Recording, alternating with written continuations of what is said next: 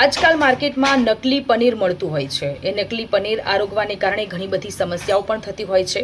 આ વિડીયોમાં હું તમને એ વિશે માહિતી આપવાની છું કે નકલી પનીર બનતું કેવી રીતે હોય છે, એ ખાવાથી શું શું સમસ્યા થતી હોય છે અને અસલી પનીર ઘરે જ કેવી રીતે બનાવવું।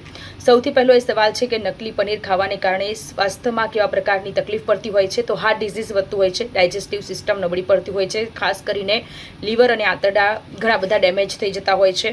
આ સાથે કેન્સર થવાનું પણ જોખમ વધતું હોય છે।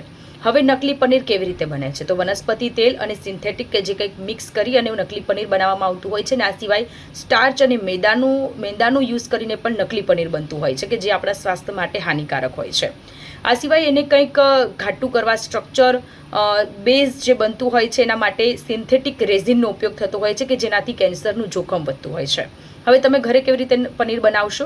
તો ઘરે પનીર બનાવવા માટે પહેલાં તો દૂધ લો, દૂધને થોડું ગરમ કરો, આપણે આંગળી ડુબાડી દેવાની ત્યાં સુધી સહન થાય ત્યાં સુધી ગરમ કરો ને પછી એમાં વિનેગર અથવા તો લીંબુ નાખો અને એ પછી એ જ્યારે પનીર બની જતું હોય છે એમાં ઠંડુ પાણી રેડો અને એ પનીરને સાફ કરી દો ને એ પનીરનો યુઝ તમે કરો।